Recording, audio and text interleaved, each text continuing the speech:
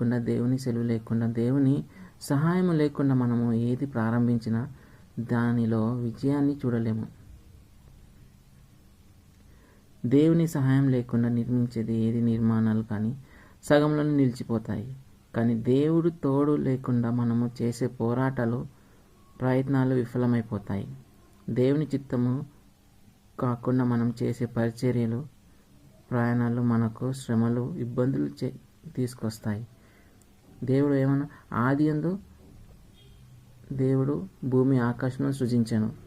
ఆకాశము భూమిని చూసినప్పుడు ఆయన చేతి పనిని మనకి వివరిస్తుంది, ఆయన జ్ఞానాన్ని మనకి వివరిస్తుంది. ఆదిని దేవుడు భూమి ఆకాశము సృజించెను. ఆయన సృష్టిని తన చేతులతో చేశాడు. తన మాట సెలవుగా సృష్టించబడ్డాయి. దేవుడు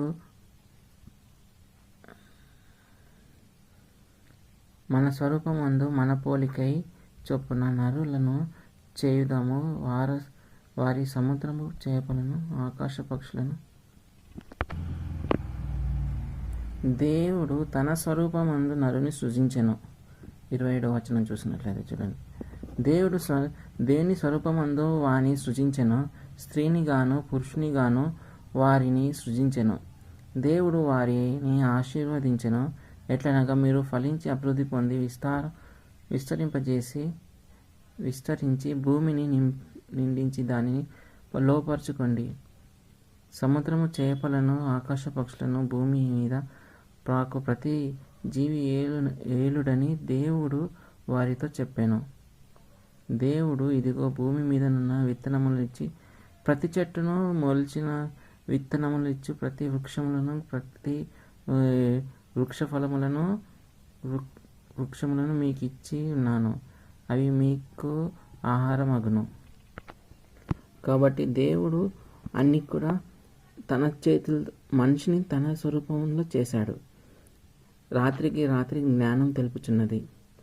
భాష లేదు, మాటలు లేవు, సర్వము వినబడదు.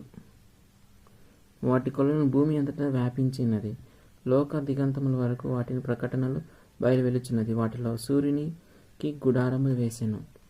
దేవుని సృష్టి పనులను వివరిస్తుంది. 1వ వచనం నుండి 6వ వచనం వరకు దేవుని చేసిన సృష్టిని పనులను వివరిస్తుంది. అలాగే దేవుని మాటలు